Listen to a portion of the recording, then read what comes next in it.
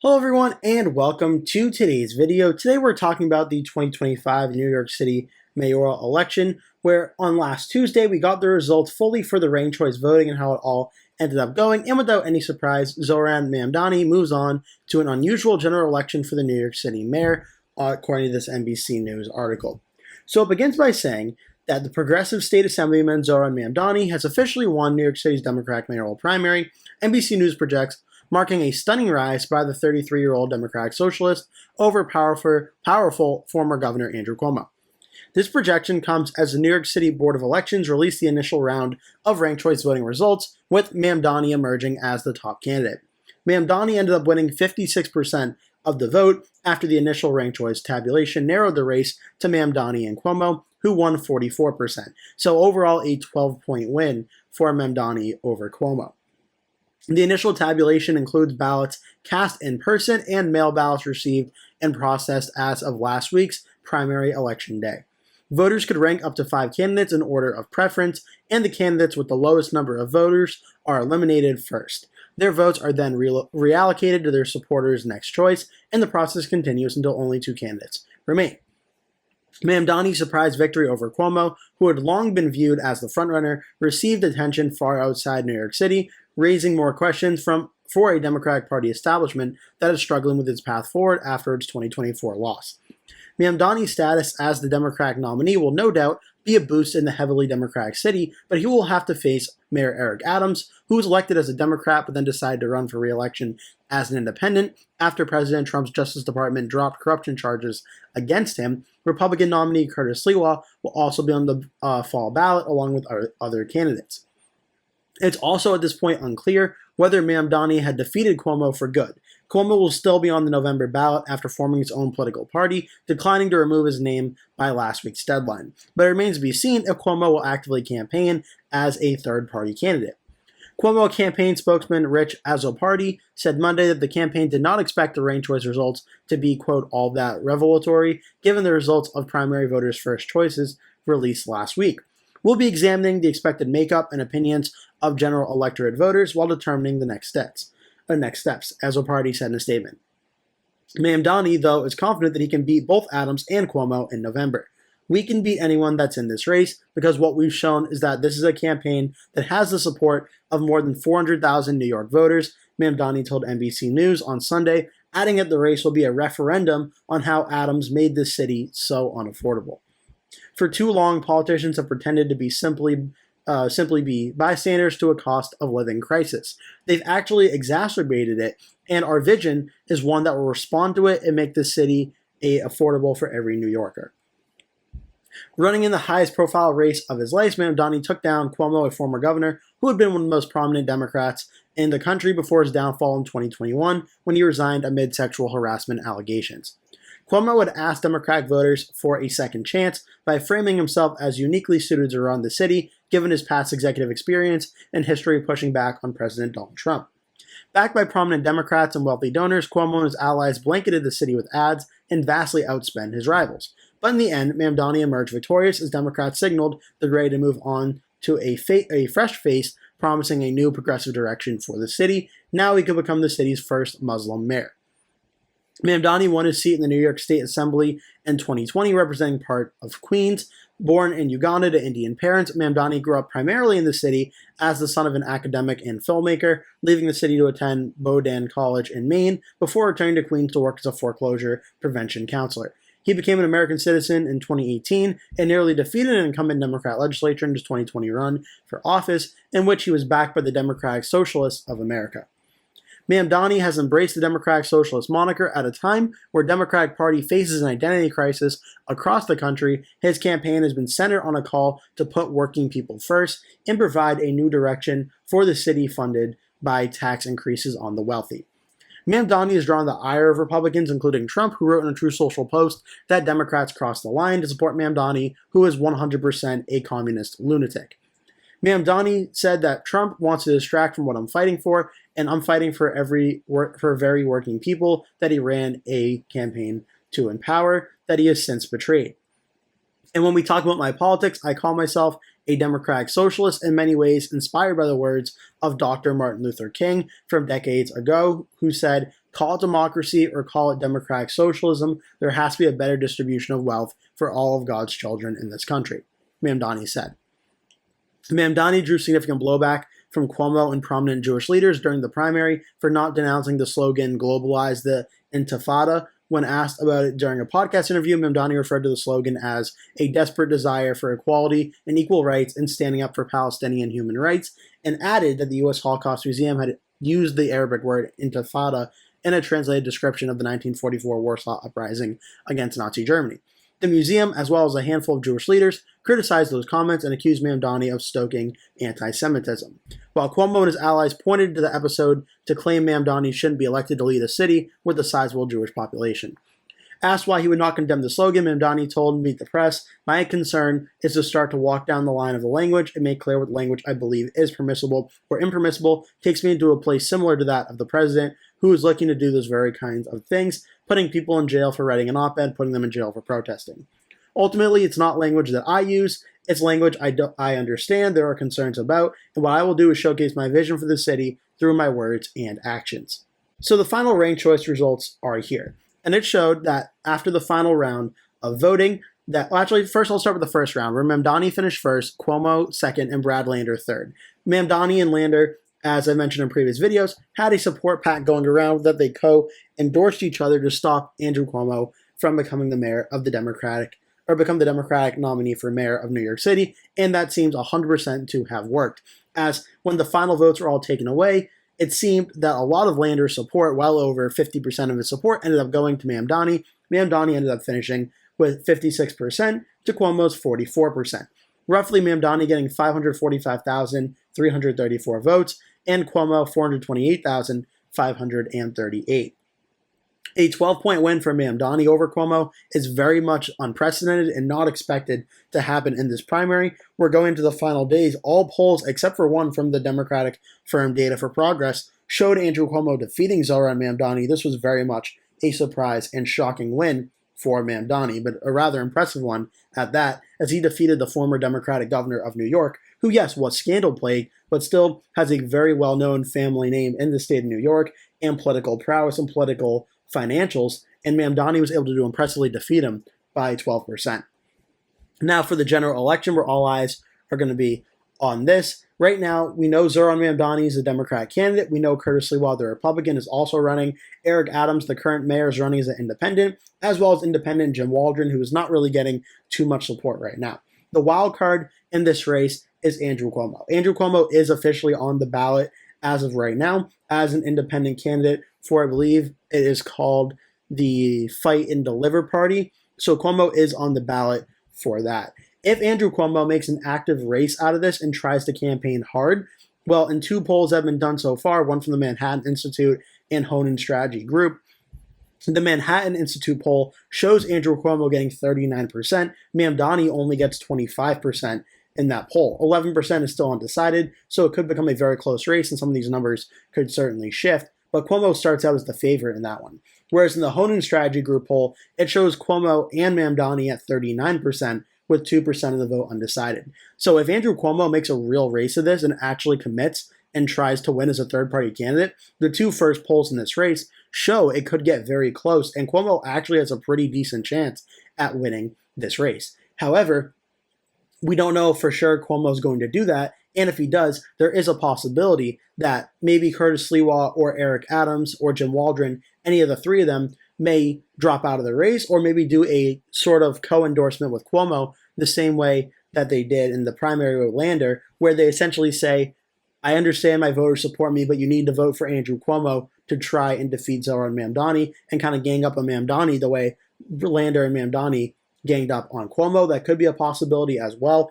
This is all speculation, of course, as we're not going to really know until we get closer to Election Day, but the early polling shows if Cuomo makes a race out of this, it actually could be very much more competitive in an election environment that's going to have more Republicans and independents and probably even more establishment Democrats than the Democratic primary likely did a few weeks ago. So this could get very interesting. I'm certainly going to monitor this and do more videos as more information comes out of this race, but make sure to leave a comment below, tell me your thoughts about Zohran Mamdani's election results, how he did, and the general election and where things start out right now.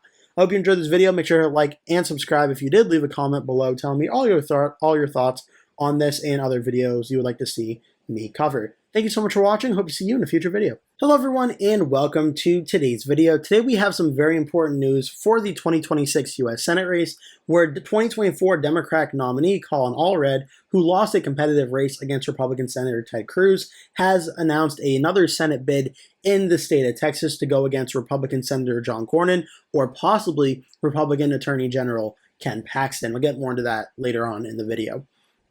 But former Representative Collin Allred is jumping back into the Texas Senate race after losing to Ted Cruz 8 months ago. In a video released on Tuesday, Allred, who flipped a red-leaning district in 2018, pledged to take on, quote, politicians like Texas Senator John Cornyn and Attorney General Ken Paxton, who are too corrupt to care about us and too weak to fight for us, while pledging to run on an anti-corruption plan. Democrats are hopeful that a messy Republican primary pitting Cornyn against Paxton, who has weathered multiple scandals in office and leads in current polling, could yield an opening for a party in search of offensive opportunities. But unlike in 2024, when Allred ran largely unopposed in the Senate Democratic primary, Democrats are poised to have a more serious and crowded primary field, which could complicate their shot at flipping the reliably red state. Former astronaut Terry Virts announced his bid last week when he took a swing at both parties in his announcement video. Representative Joaquin Castro of Texas has voiced interest, while former Representative Beto O'Rourke, who unsuccessfully ran for governor in 2018 and 2022, has been headlining packed town halls. State Representative James Talarico told Politico he's having conversations about how I can best serve Texas. Allred, a former NFL player turned congressman, leaned heavily into his biography for his launch video. He retold the story of buying his mom a house once he turned pro, but said, "You shouldn't have to have a son in the NFL to own a home. Folks who play by the rules and keep the faith just can't seem to get ahead. But the folks who cut corners and cut deals, well, they're doing just fine," Allred continues. "I know Washington is broken, the system is rigged, but it doesn't have to be this way. In 6 years in Congress, I never took a dime of corporate PAC money, never traded a single stock." Turning Texas blue has long been a dream for Democrats who argue the state's increasing diversity will help them eventually flip it. But Trump's significant inroads with Latino voters in Texas, particularly in the Rio Grande Valley, may impede these hopes. Of the 10 counties that shifted the farthest right from 2012 to 2024 presidential elections, 7 of them are in Texas, according to a New York Times analysis, including double-digit improvements in 7 heavily Latino districts. Early polling has found Allred leading Paxton by 1 percentage point in a head-to-head contest, though he trailed Cornyn by 6 points. The polling, commissioned by the Senate Leadership Fund, the GOP Leadership Alliance Super PAC that supports Cornyn, underscored Paxton's general election weakness, while showing Cornyn losing the primary to losing to Paxton in the GOP primary. So this is very interesting, and a few things going on here are true. Now that Collin Allred is in the race, I did a video a few days ago talking about how the Democratic candidates Allred and Talarico, O'Rourke, and Castro all met to talk about who should run for the Senate race in the hopes of getting one candidate to run and having a stronger ticket overall to run and not having a messy Democratic primary like the Republicans are having. And obviously, we don't know how it's going to play out if any of the other Democratic 3 candidates decide to enter this race or not. But by Collin Allred getting into this race first, he's essentially planting this flag and saying that I'm in the race first. Anyone else that joins the race after me goes into this race knowing I'm already here, and I'm not the one taking you on, you're the one trying to take me on. So Allred is trying to get in this race first and show that he should be the Democratic nominee again.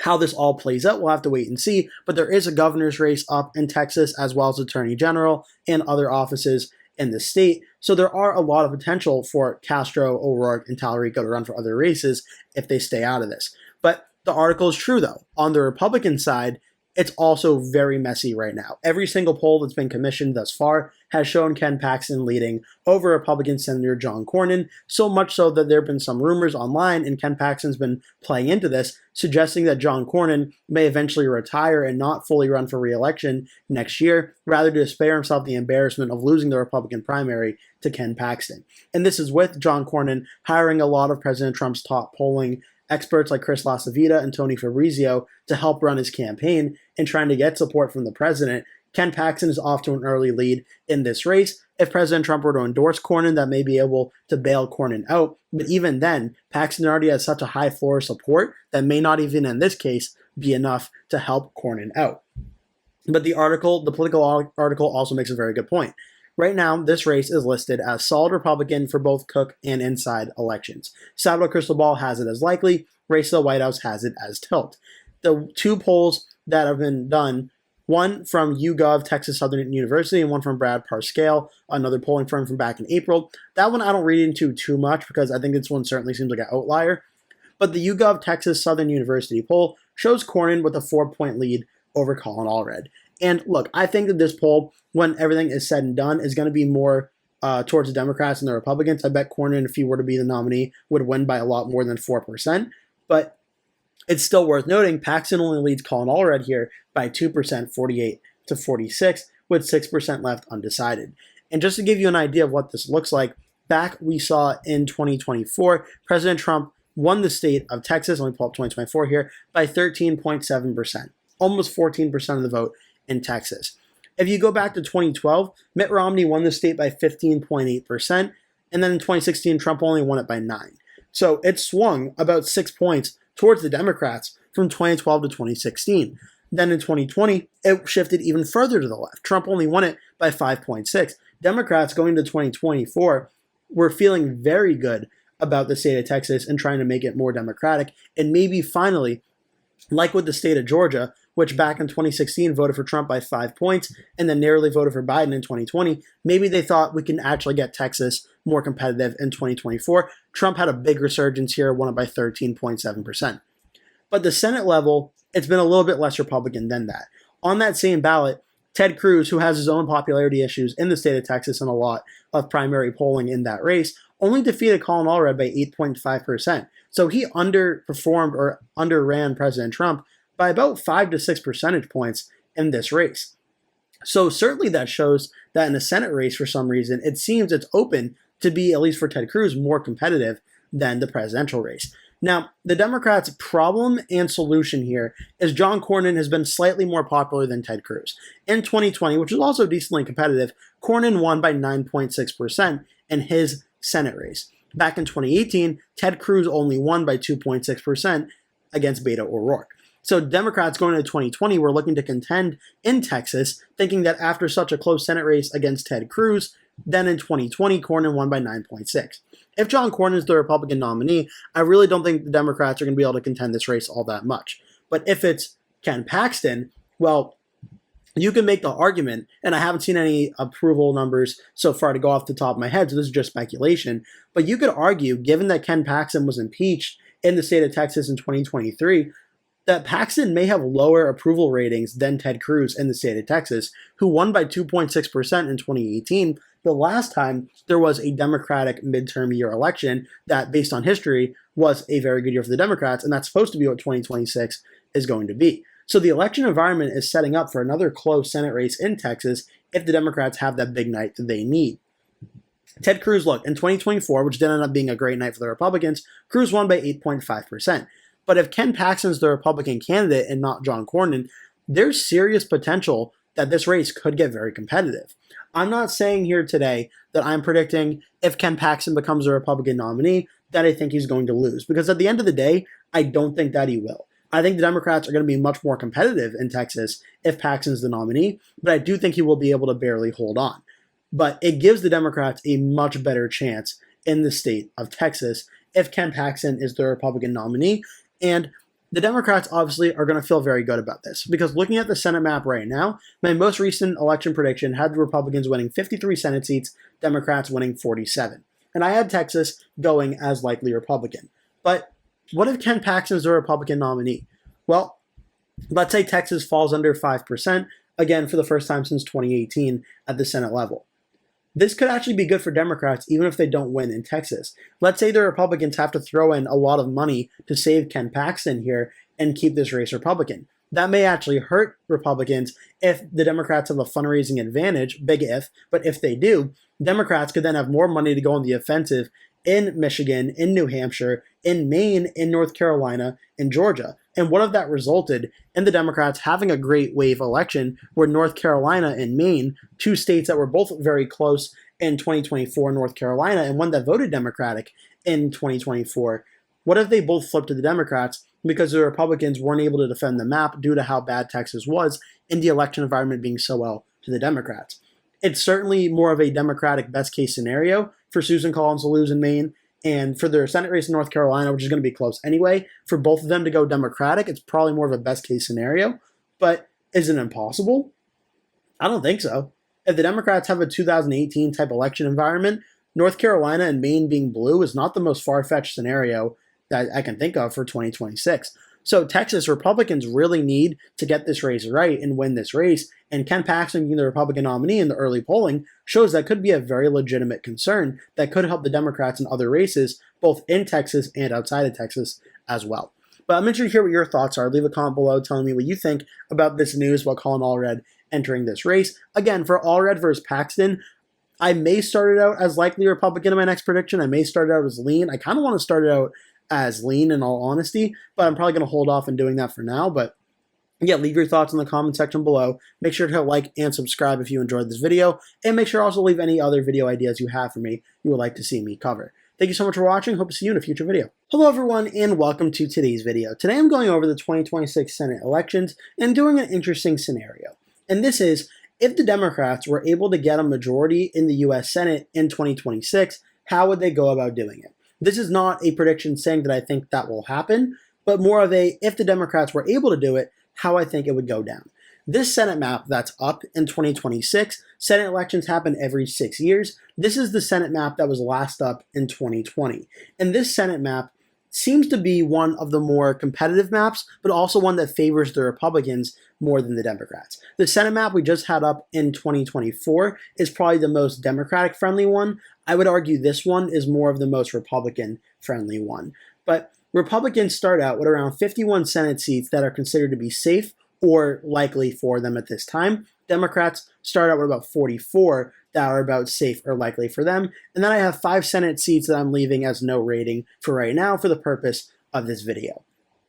And for the Democrats to get here, I'm going to start going through the races that I think are going to be under 5% margin of victory. And the first one to go over is the state of New Hampshire. I'm going to pull it up here. New Hampshire, this is Democratic incumbent Jeanne Shaheen. She is retiring, but Democrats do have a very strong candidate in Chris Pappas, the U.S. representative from the 1st District. The Republicans do have also a very strong candidate in Scott Brown, the former Massachusetts senator. This race, I think, is going to be a lot closer than a lot of early predictions have made it sound like it's going to be. Now, the early polling hasn't had a Scott Brown versus Chris Pappas matchup yet, but the early predictions have this race as lean Democrat for both Sabato and Cook Politico. And currently I'm projecting this race to be about under 5%, around 4 to 4.5% win for Pappas over Brown. This gets the Democrats up to 45.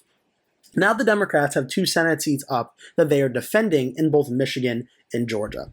The state of Michigan, which this is going to be Democratic incumbent Gary Peters, he is also retiring, so this is another open race. The Democratic primary is currently wide open right now, with 4 Democrats running in this race, and 2 other Democrats potentially jumping in. So that still has to play itself out. The Republicans, the nominee from 2024, Mike Rogers, is running again, as well as Bill Huizenga, U.S. representative, reportedly entering this race soon. So this Republican primary could get competitive as well, though Mike Rogers does have the early lead. This Senate race, at this point in time, is seen as a toss-up by pretty much every single political prediction website. However, I do have my own reservations about this race. I think it's certainly possible the Republicans could win, but Republicans in Michigan have not fared too well when Donald Trump has not been at the top of the ticket. When Republicans have been running with Trump, Republicans have done very well. When Trump has not been at the top of the ticket, for instance in 2018 and 2022, it has not gone as well for them. And for the sake of today's video, let's just say Michigan ends up going Democratic. This puts the Democrats at 46. Now we have the state of Georgia. This is Democratic Senator Jon Ossoff. He was elected in 2020 in a very close election against Republican David Perdue, and Republicans were hoping to get Republican Governor Brian Kemp to run for this race in 2026. Kemp declined and will not be running. Now the Republicans are scrambling to find a strong Republican candidate to face off against Ossoff. But now that Kemp is not running, the Republicans do not have as strong of a chance to win this race, as to take down an incumbent senator in a swing state, you likely need a very strong Republican candidate, And right now, it's really anyone's guess if the Republicans will be able to get to that level of strong candidate. The early polling has shown so far, despite the toss-up ranking, that Jon Ossoff has a pretty decent floor of support around the low 40 or the mid 45% range to the high 49 to 50% range against the two Republican candidates in this race. Even I expect things will narrow up. I think at this point in time, Jon Ossoff is likely to hold on to Georgia by a lean Democratic margin as well. This gets Democrats up to 47 seats. At this point, this would be the Democrats holding everything they currently hold in the U.S. Senate. Now Democrats would have to flip some Senate seats to take back the Senate. For the good news for them, there are 2 Senate seats up that could potentially be competitive, starting with the state of North Carolina. The reason I think this one is going to be competitive and could be really competitive is due to the fact that former Democratic Governor Roy Cooper is reportedly expressing interest in running, and early recent reports show that he'll be entering this race in the coming days, if he's not entered already. That's very good news for the Democrats. Cooper left office with very high approval numbers in the state of North Carolina, and Republican incumbent Senator Thom Tillis, who is retiring, does not have a very high approval numbers in his own party, so he is not running, but there's already a little bit of Republican discontent with the incumbent. Now, what the Republicans end up doing makes a very big difference in this race. Right now, both Laura Trump and Michelle Morrow have announced or publicly expressed interest in this race. There are a bunch of other Republicans who could run as well. If Laura Trump is the candidate, President Trump obviously is going to play a very big role in this race. There's going to be a lot of Republican money thrown behind Laura Trump to win this race if she does decide to run. But I expect it'll be very close. North Carolina has more of a lean Republican history in the presidential and Senate races than being a Democratic one, but Roy Cooper is a uniquely strong Democratic candidate that gives Democrats a real chance to win. The only hypothetical poll involving Cooper and Trump was back in November, which showed Cooper leading by about 2% with 10% undecided. I think this race is going to be very close. In my own personal rankings, I do have the Republicans as very narrow favorites in this race. Again, due to the fact that North Carolina, every time the Democrats think they're going to win a president or Senate race there, the Republicans seem to push back and say, no, this is a Republican state, not a toss-up state. But I think it's going to be very close. But let's just say, for the sake of this video, Roy Cooper is able to win a very close election and flip this state blue. This gets the Democrats to 48. Now the Democrats are looking to take out Maine, which is Republican Senator Susan Collins. Susan Collins is much more of a moderate Republican that breaks with President Trump and other Senate Republicans frequently, so that has given her a little bit of love from a lot of independents and some even Democrats in the state of Maine. She has publicly expressed interest in running, though it is worth noting she is not officially confirmed that she is running again. The Democrats thus far do not have any strong candidates that are running in this race. There is potential candidate that the governor of Maine, Janet Mills, may run. David Costello and Jordan Wood are both in this race, but they're not really well-known names statewide. So the Democrats have a candidate problem in Maine where they have not been able to get a strong, well-known candidate to run. That could change with Janet Mills, but even then, we'll have to wait and see. Right now, this race is listed as lean Republican for Cook Politico and Salvador Cristobal. The easiest scenario here, there is a scenario where Susan Collins versus Janet Mills happens and Mills is barely able to win. The easiest scenario is that Susan Collins decides to not run for re-election, and then the Democrats pick up essentially an easy seat. Whoever the Democratic nominee is will likely end up winning. If Susan Collins runs, it's more likely she holds on to this race. Maybe, let's say, Democrats win in a very narrow election as well. This gets the Democrats up to 49. So, and what you think of all the battleground states for the Senate races in 2026, Democrats could conceivably get up to 49 on election night, and I wouldn't really be too shocked because all these races that are up are either really competitive states, all battleground states, except for Maine in 2024, but Maine has Republican Susan Collins, who's uniquely popular. But again, it was a Democratic state for Kamala Harris, so it really wouldn't shock me. For the Democrats to get 50% or get 50 senators or go above 50, they're going to need to win 2 Senate seats in states that Donald Trump won. And there's 3 immediate targets and 1 potential sleeper target. The first one to watch for me, is the state of Texas.